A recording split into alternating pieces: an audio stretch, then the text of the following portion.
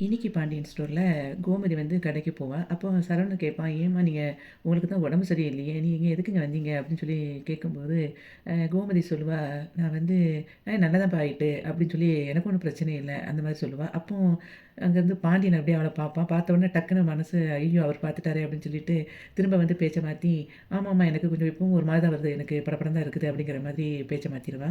மாத்திட்டு சொல்லுவா, எனக்கு ஒரு மாதிரி இருக்குடா. எனக்கு ஏதாவது குடிக்கிறதுக்கு ஏதாவது வாங்கிட்டு வாடா" அப்படின்னு சொல்லி சொல்லும்போது, சரிம்மா நான் போய் உங்களுக்கு நம்ம கடையிலேயே ஜூஸ் இருக்கலாமா? நீங்க எதுக்கு வேற கடையில கேட்குறீங்க?" அப்படின்னு சொல்லி அவன் கேட்பான். அதுக்கு இல்லடா எனக்கு இந்த ஜூஸ் வேண்டாம். எனக்கு வந்து இந்த தர்பூசணி ஜூஸ் வந்து வாங்கிட்டு வா அப்படின்னு சொல்லி அவன் சொல்லுவா. அப்போ சரிம்மான்னு சொல்லிட்டு இந்த பக்கம் போவோம். பக்கத்துல உள்ள கடையில வாங்க. அதுக்கு அவ சொல்லுவா, "எனக்கு இந்த கடையிலலாம் வேண்டாம். எனக்கு அந்த அந்த சைடு போ. அங்க இருக்கிற கடையில தான் வேணும் எனக்கு." அப்படின்னு சொல்லி கேட்பா.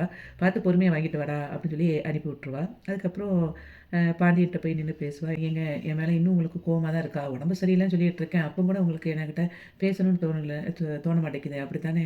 உங்களுக்கு அந்த அளவுக்கு என்ன விட உங்களுக்கு அந்த கோபம் தான் முக்கியமா போச்சோ?" அப்படின்னு சொல்லிட்டு சொல்லுவா. அதுக்கப்புறம் சொல்லுவா, உங்களுக்கு வந்து என்கிட்ட நேரடியா பேச பிடிக்கலன்னு தெரியுது. அதனால தான் உங்களுக்கு நான் ஒரு லெட்டர் எழுதிட்டு வந்திருக்கேன். அட்லீஸ்ட் இதையாவது படிங்க அப்படின்னு சொல்லிட்டு அவன் கையில குடுப்பா.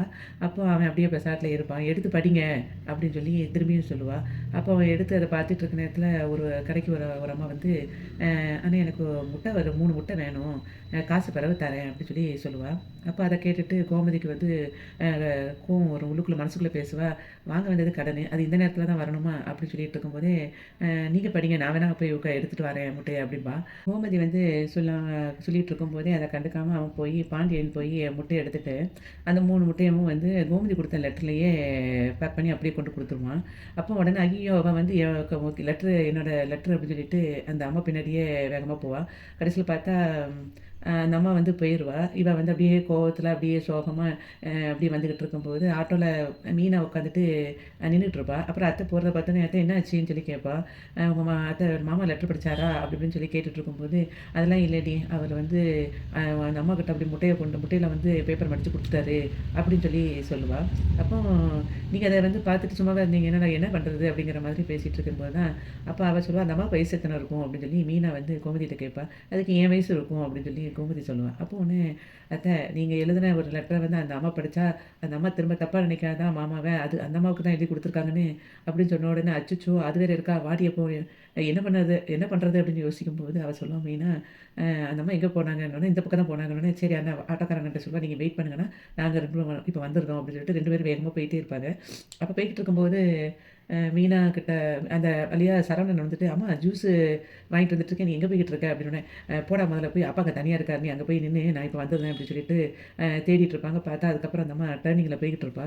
இந்த பொண்ணு தான், இந்த அம்மா தான்" அப்படின்னு சொல்லிட்டு அந்த அம்மாகிட்ட போய் நேரா நின்னு 2 பேரும் கேட்பாங்க. எங்களுக்கு இப்ப நீங்க என்ன குடுத்துட்டுருக்கீங்க? எங்களுக்கு அது வேணும்" அப்படிம்பா. "என்னது இந்த முட்டையா?" அப்படின்னு சொல்லி அந்த அம்மா கேட்பா. "இல்ல, இல்ல இந்த முட்டை இல்ல. எங்களுக்கு அந்த பேப்பர் வேணும்" அப்படின்னு சொல்லி அந்த அம்மாகிட்ட பேசிட்டு இருப்பாங்க. கோமதியும், மீனாவும் அந்த அம்மாகிட்ட போயிட்டு, "எங்களோட அந்த பேப்பர குடுங்க" அப்படிம்பாங்க. அப்போ அந்த அம்மா சொல்லுவா அவ சொல்லுவா, இந்த பேப்பர உங்ககிட்ட குடுத்துட்டு அப்புறம் முட்டைய நான் எப்படி கொண்டுட்டு போறது?" அப்படின்னு சொல்லி கேட்பா. அப்போ முட்டைய வந்து, "நீ எப்பயாவது கொண்டுட்டு போ. எனக்கு முதல்ல குடு" அப்படின்னு சொல்லி கோமதி ஒரு மாரி பேசும்போது, "என்ன இப்படிலாம் பேசுறீங்கம்மா?" அப்படின்னு சொல்லி அவ கேட்பா. அதுக்கு அவ சொல்லுவா, "முட்டைய குடுடி, அந்த பேப்பர எனக்கு குடுடி" அப்படின்னு சொல்லி அவ திரும்ப சொல்லும்போது, மீனா சொல்லுவா, "நீங்க கொஞ்சம் குடுங்க. அதுல அந்த பேப்பர்ல ஒரு முக்கியமான ஒரு விஷயம் இருக்கு. அது தெரியாம உங்ககிட்ட குடுத்துட்டாங்க. அதனால குடுங்க" அப்படின்னு சொல்லும்போது, அதுக்கப்புறம் அத கொஞ்சம் அவகிட்ட ஆர்கியூ பண்ணுவா. அது யாரு கோமதி.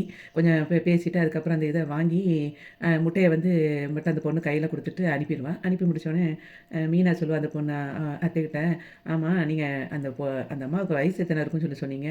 உங்க வயசு இருக்குன்னு சொன்னீங்க. அது பார்த்தா என் வயசுல இருக்கு." அப்படின்னு சொல்லும்போது, அவ கோமதி சொல்லுவா, "நான் எப்பவும் யூத்து தாண்டி. அதனால தான் அப்படி சொன்னேன்." அப்படின்னு சொல்லிட்டு கிளம்பி போயிருவாங்க. நேரா போயிட்டு அந்த கடைக்கு போவாங்க 2 பேரும் மீனாவும் அவளும். அப்போ சரவணன் வந்து அவங்க அப்பாகிட்ட கேட்பான், "எப்பா மீனா எப்போ வந்தாங்க?" அப்படின்னு சொல்லி கேட்கும்போது, "நான் எங்கடா அவள பார்த்தேன்?" அப்படிங்கும்போது, "அல்ல அம்மாவும் அவளும் சேர்ந்து அங்கிட்டு கூடி போய்க்கிட்டு இருக்காங்களே, அதுக்கு தான் கேட்டேன்." அப்படின்னோனே, "அவங்க 2 பேரும் என்கிட்ட எல்லாத்தையும் சொல்லிட்டா செய்றாங்க. எனக்கு என்னடா தெரியும்?" அப்படின்னு சொல்லிட்டு இருக்கும்போதே, மீனாவும் கோமதியும் கடைக்கு வருவாங்க. அப்போ க இவ வந்து க பாட்டிகிட்ட பேச போவா. அப்போ அவ வந்து கேட்பான் இது சரவணன் கேட்பான், "என்னப்பா ஆச்சு?" அப்படின்னு சொல்லும்போது, மீனா சொல்லுவா, "இருங்க மாமா நான் சொல்றேன்" அப்படின்னு சொல்லிட்டு பாண்டியன்ட்ட வந்து பேசுவா. பாண்டியன்ட்ட சொல்லுவா, மாமா நீங்க வந்து அத்தை உங்ககிட்ட எவ்வளவோ வந்து ட்ரை பண்ணாங்க பேச, அவங்க மனசுல உள்ளத சொல்றதுக்கு. ஆனா நீங்க காது குடுத்து கேட்கல. அட்லீஸ்ட் அந்த லெட்டரையாவது வாங்கி படிச்சிருக்கலாம்ல. நீங்க அதையும் முட்டையில கொண்டு மடிச்சு குடுத்துருக்கீங்க" அப்படின்னு சொல்லி சொல்லும்போது, அதுக்கு அவன் சொல்லுவான், "நான் உன்னைய ரொம்ப நம்பினேன்ப்பா. நான் வந்து உன்ன அரசி மாரி நெனச்சேன். நீங்க வந்து 2 பேரும் சேர்ந்து நெறைய இப்போ பொய் பேச ஆரம்பிச்சிட்டீங்க. நான் உங்ககிட்டலாம் உண்மையா தானே இருந்தேன். நீ வந்து ராஜி விஷயத்துலயும் பொய் பேசிட்ட, மயில் விஷயத்துலயும் வந்து பொய் பேசிட்ட அப்படின்னு சொல்லி சொல்லும்போது, அதுக்கு மீனா சொல்லுவா, மாமா உங்களுக்கு அங்க நடந்தது என்னன்னு தெரியாது. அந்த இடத்துல இப்ப நான் என்ன பேசியிருக்கணும்னு நீங்க நினைக்கிறீங்க? அங்க வச்சு அத்தை வந்து எவ்வளவு கஷ்டப்பட்டாங்க அப்படின்னு உங்களுக்கு தெரியாது. நீங்க வந்து இப்ப ஈஸியா சொல்லிட்டீங்க. இப்ப நான் உங்ககிட்ட என்ன சொல்லியிருக்கணும்னு நினைக்கிறீங்க? நான் வந்து வந்த உடனே ராஜுக்கும் இவங்களுக்கும் வந்து கல்யாணம் ஆயிட்டு, நாங்க தான் பண்ணி வச்சோம்ன்னு சொல்லி சொன்னா, நீங்க 2 பேருமே அங்கேருந்து ஃபோன் போட்டு சொல்லியிருந்தா, நீங்க என்ன செஞ்சிருப்பீங்க? 2 குடும்பமும் சண்டை மாறி மாறி சண்டை தான் போட்டுட்டு இருந்திருப்பீங்க. அத்தை வந்து நெறைய யோசிச்சாங்க. அந்த இடத்துல நீங்க இருந்திருந்தா கூட, நீங்களும் அந்த முடிவ தான் எடுத்திருப்பீங்க. அப்படின்னு சொல்லி அவ சொல்லிட்டு, "லெட்டர வாங்கி படிங்க மாமா" அப்படின்னு சொல்லி சொல்லுவா. உடனே அவன் அப்படியே அமைதியா இருப்பான். அப்போ சரவணன் பக்கத்துல இருந்து சொல்லுவான், "அப்பா வாங்கி படிங்கப்பா" அப்படின்னு சொல்லி சரவணன் சொன்ன உடனே, அந்த லெட்டர வந்து பாண்டியன் வந்து வாங்கிருவான். பாண்டியன் வந்து அந்த லெட்டர வாங்கி படிக்கிற மாரி அப்படியே விரிச்சு பார்த்துட்டு, அதுக்கப்புறம் திரும்பியும் கசக்கி அவ முன்னாடி தூக்கி எறிஞ்சிருவான். அப்போ அவள் எல்லாரும் சோகமாயிருவாங்க. சோகமானோனே அதுக்கப்புறம் இவ சொல்லுவா, மீனா சொல்லுவா, "அத்தை இனிமே விடுங்க அத்தை. இனிமே வந்து நீங்க எதுவும் பேசி புண்ணியம் இல்ல. மாமாவுக்கு வந்து நீங்க கல்யாணம் முடிச்சு அவங்க வீட்டுக்கு போன அதுலருந்து நீங்க என்னென்னமோ நெறைய பண்ணியிருக்கீங்க. அந்த நல்ல விஷயம்லாம் மாமாவுக்கு இப்ப கண்ணுல தெரியல. இப்ப நீங்க பண்ண அந்த ஒரு விஷயம் தான் அவங்களுக்கு தெரியுது. இனிமே நீங்க எந்த இதுவும் பேச வேண்டாம். நீங்க வாங்க அத்தை" அப்படின்னு சொல்லும்போது, அவ அப்படியே கஷ்டப்பட்டு இப்படி பார்த்துட்டே இருப்பா. "வாங்க அத்தை என் கூட" அப்படின்னு சொல்லிட்டு கூட்டிட்டு போயிருவா. அதுக்கப்புறம் சரவணன் சொல்லுவான் அவங்க அப்பாகிட்ட, "அப்பா நீங்க எல்லாரையுமே வந்து மன்னிப்பீங்கல்ல, அப்போ ஏன் அம்மாவ மட்டும் மன்னிக்க மாட்டேங்கிறீங்க?" அப்படின்னு சொல்லும்போது, அவன் சொல்லுவான், "நீ பெரிய மனுஷன் மாரி எனக்கு வந்து புத்திமதி சொல்லாத. நீ வந்து இப்போ கடை வேலைய பாரு" அப்படின்னு சொல்லிட்டே இருக்கும்போது, கொஞ்ச நேரத்தில சொல்லுவான், "நீ குடோன்ல ஒண்ணு அரிசி இருக்க சொன்னனே, எடுத்துட்டு வந்தியா?" அப்படின்னோனே, "இல்லப்பா இப்ப தான் எடுக்கணும். போய் எடுத்துட்டு வா" அப்படின்னு சொல்லிட்டு சரவணன வந்து பாண்டியன் அனுப்பி வச்சுருவான். அவன் சரவணன் வந்து வெளிய போன பிறகு, அவன் பாண்டியன் வந்து என்ன செய்வான், போய் அந்த லெட்டர எடுத்து அப்படியே பிரிச்சுட்டு, அப்படியே அத மடிச்சு ட்ராயருக்குள்ள பத்திரமா வச்சுருவான். கதிரும், ராஜியும் பீச்ல நடந்து போய்க்கிட்டு இருப்பாங்க. அப்போ வந்து கதிர் வந்து ராஜி சொல்லுவா, "குன்னக்குடியில இந்த மாரி ஒரு பீச் இருந்தா நல்லா இருக்கும்ல?" அப்படின்னு சொல்லி சொல்லும்போது, கதிர் சொல்லுவான், "ஏய் அப்ப நம்ம வீட்டு முன்னாடி ஒரு பெரிய ஸ்விம்மிங் பூல் மாரி கட்டிருவோமா?" அப்படின்னு சொல்லிட்டு இருக்கும்போது, கட்டினா நல்லா இருக்குமே" அப்படின்னு கதிர்ட்ட ராஜி சொல்லுவா. அதுக்கப்புறம் ராஜி வந்து கதிர்ட்ட சொல்லுவா, உனக்கு எப்படியும் இந்த தண்ணிக்குள்ள வர பிடிக்காது. நான் போய் கொஞ்சம் காலெல்லாம் நனச்சுட்டு வந்துடுறேன். நீ என் பேக்கையும், செப்பலையும் பார்த்துக்கோ" அப்படின்னு சொல்லிட்டு அவன் கையில குடுத்துட்டு அங்க போயிருவா. அப்போ வந்து அந்த கடல்ல வந்து நல்லா என்ஜாய் பண்ணிட்டு இருக்கும்போது, இவன் வந்து அவள அப்படியே நல்லா ஒரு வீடியோ எடுத்துட்டு இருப்பான் கதிரு. வீடியோ எடுத்துட்டு திரும்ப அவளுக்கு டைம் ஆயிட்டு அவள கூப்பிடணும்போது, ராஜி ராஜின்னு கூப்பிட்டு பார்ப்பான். அவ வேற காது கேட்காம, அவ பாட்டுக்கு கடல்ல விளையாண்டுட்டு இருப்பா. உடனே இவனும் செப்பல் எல்லாத்தையும் கழட்டிட்டு அவ பக்கத்துல போய் கூப்பிடும்போது, அவன் "வா நீயும் வா" அப்படின்னு சொல்லிட்டு தண்ணிக்குள்ள கூட்டிட்டு போவா. அதுக்கப்புறம் ராஜிகிட்ட வந்து சொல்லுவான், "சரி தண்ணிக்குள்ள இங்க ரொம்ப நேரம் விளையாண்டாச்சு. நம்ம டைம் ஆயிடுச்சு ராஜி. நம்ம கிளம்புவோம்" அப்படின்னு சொல்லிட்டு போற நேரத்துல, அவ வந்து கீழ விழ போவா. இவன் பிடிச்சிருவான். அப்போ ஒரு ரொமான்ஸ் பண்ணிட்டு இருப்பாங்க 2 பேரும். அதுக்கப்புறம் 2 பேருமே சேர்ந்து கிளம்பிருவாங்க.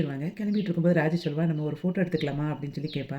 "அதுக்கு என்ன எடுத்துக்கிடுவோம்" அப்படிங்கும்போது, "என்னோட ஃபோன்ல சரி வராது எடுக்க. உன்னோட ஃபோன குடு" அப்படின்னு சொல்லிட்டு ராஜி வந்து கதிர்ட்ட ஃபோன வாங்குவா. ஃபோன வாங்கி செல்ஃபி எல்லாம் எடுத்துட்டு ஒவ்வொரு ஃபோட்டோவா பார்த்துட்டு இருப்பா. "நல்லா இருக்குல்ல" அப்படின்னு சொல்லிட்டே இருக்கும்போதே, அதில கதிர் எடுத்த வீடியோ வந்துரும். அப்ப வீடியோ பார்த்த உடனே அப்படியே அவ வெட்கப்பட்டுட்டு கேட்பா, "இது எப்போ?" அப்படின்னு சொல்லி கேட்பா. "அது வேற ஒண்ணும் இல்ல. நம்ம இப்ப வந்திருக்கோம்ல, அத பத்தி தெரியணும்ல. அதுக்காக தான் நான் வீடியோ எடுத்தேன்." அப்படின்னு சொன்னோனே, "ஓ! அதுக்கு தான் என்ன?" அப்படின்னு சொல்லிட்டு அவன பார்த்து இப்படி பார்ப்பான். அவன் வெட்கப்பட்டு இப்படி குனிஞ்ச மாதிரி என் ஸ்டோர் வந்து இன்னைக்கு முடிஞ்சது. வீடியோவுக்கு ஒரு லைக் குடுத்து சேனல சப்ஸ்கிரைப் பண்ணுங்க. நன்றி.